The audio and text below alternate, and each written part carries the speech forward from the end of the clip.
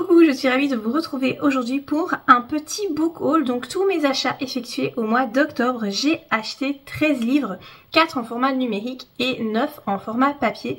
Je vais vous montrer ça aujourd'hui. Donc il y a des romans plus anciens et puis il y a des sorties toutes récentes. Parmi les sorties récentes, j'ai acheté le dernier Valérie Perrin, donc Tata. Celui-ci me faisait très envie parce qu'apparemment il s'agit d'une enquête, donc c'est un peu policier contemporain. Je me suis dit que ça pourrait me plaire. Alors c'est quand même une fameuse brique, hein. Voilà, on est quand même sur 629 pages, donc voilà. J'ai lu un livre de Valérie Perrin qui était Changer l'eau des fleurs, que j'avais moyennement aimé parce que je trouvais qu'il y avait pas mal de longueur. J'espère que pour celui-ci ce ne sera pas le cas. Il me donnait très envie, du coup je l'ai pris. J'ai acheté Jacaranda de Gaël Faye que j'ai déjà lu, que je vous ai déjà chroniqué sur cette chaîne. J'ai vraiment adoré. Donc ici on va parler du Rwanda. C'est un très bon roman que je conseille vraiment à tout le monde. Il est bien écrit, il est très émouvant.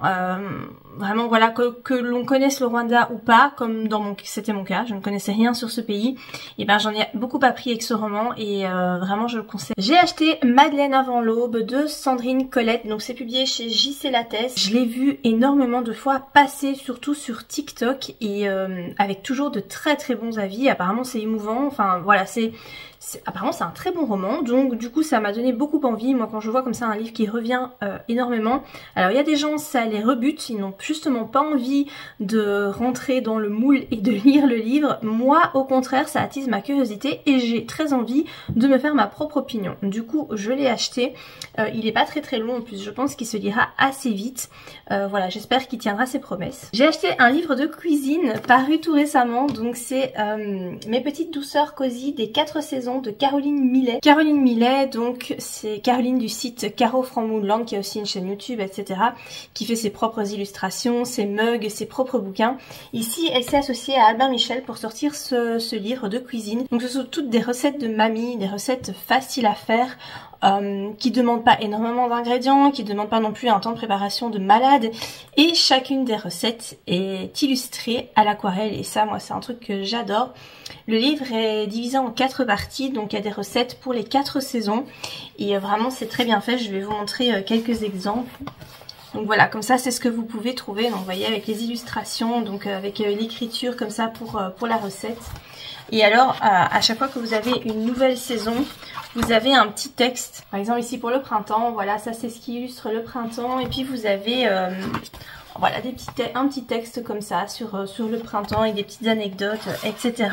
Je trouve ça vraiment très bien fait, c'est vraiment très joli. Franchement, nous ici on est fans. Moi j'ai déjà fait quelques recettes. J'ai fait celle-ci, j'ai fait la bûche de Noël. Alors oui, à l'heure où je filme cette vidéo, on est le 2 novembre, on n'est pas du tout à Noël. Mais les enfants avaient envie. Donc en fait moi je leur donne le livre et je leur dis choisissez la recette que vous avez envie de faire. Et ils ont choisi celle-ci. J'avais jamais fait de génoise de ma vie et j'ai réussi du premier coup. Je suis très fière de moi.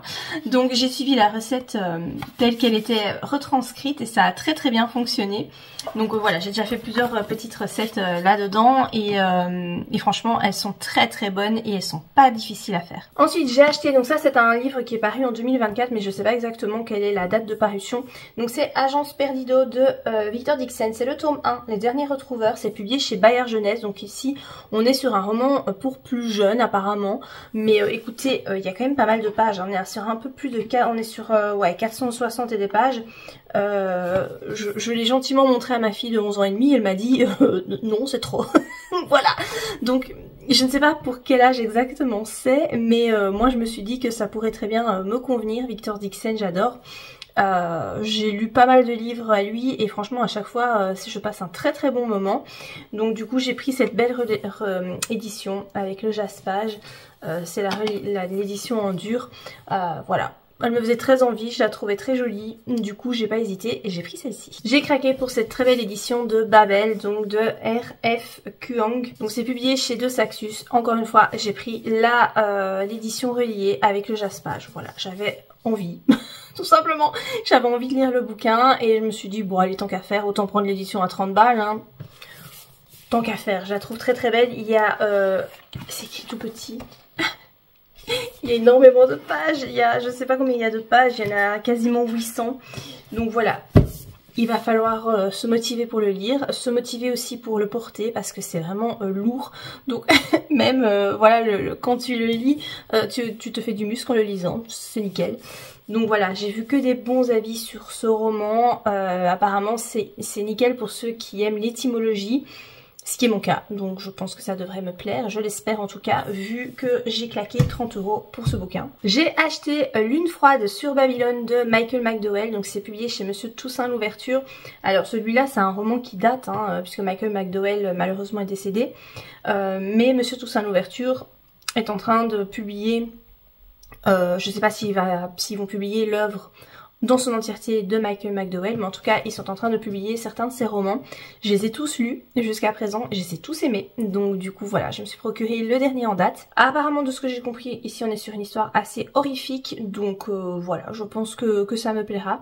En tout cas la couverture est super belle et dans une bibliothèque ça en jette. Dans des sorties beaucoup moins récentes, j'ai acheté ces deux livres de Ragnar Jonasson, donc L'île aux secrets et La dernière tempête, donc je les ai pris en format poche. J'ai terminé La Dame de Reykjavik et j'ai beaucoup aimé. J'avais vraiment très envie de pouvoir enchaîner avec la suite. Si je les avais eus, je crois que j'aurais lu la trilogie d'un coup parce que vraiment j'ai beaucoup aimé. Ça se lit très vite, c'est pas des très gros romans. Donc ceux-ci sont publiés chez Point. On est ici sur des polars nordiques et moi je trouve que c'est... En tout cas La Dame de Reykjavik, ça a très bien fonctionné. Donc maintenant j'espère que je vais également aimer ces deux-ci. Je passe maintenant à mes achats en format numérique. Donc j'ai acheté 4 livres. Tout d'abord Cinabre de Nicolas Druard.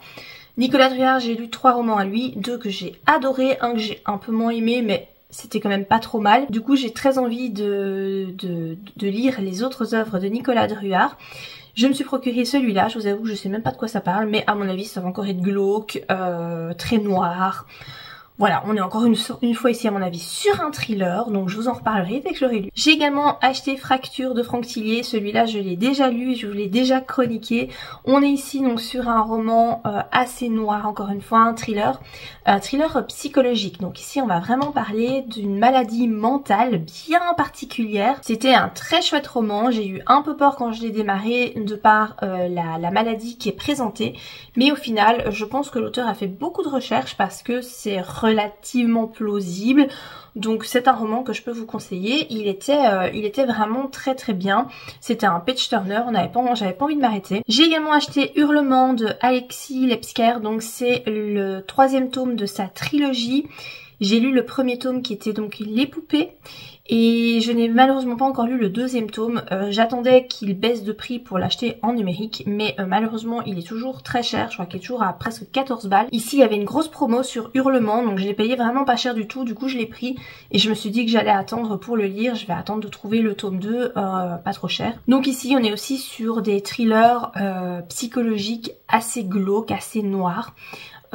Voilà, j'ai beaucoup aimé le tome 1, du coup j'ai envie de poursuivre la série. Et finalement j'ai acheté L'Ours et le Rossignol, donc c'est le tome 1 d'une trilogie d'une nuit d'hiver de Catherine Arden. Alors ce roman c'est un roman je pense fantastique qui va s'intéresser aux contes russes.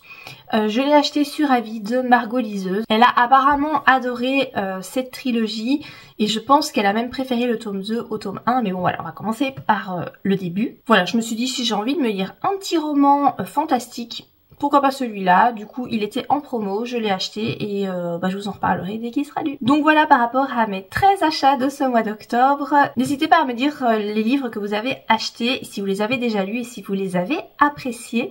Moi en tout cas j'espère que la vidéo vous a plu et si c'est le cas n'oubliez pas de la liker comme d'habitude et je vous dis à bientôt pour de prochaines vidéos. Bye!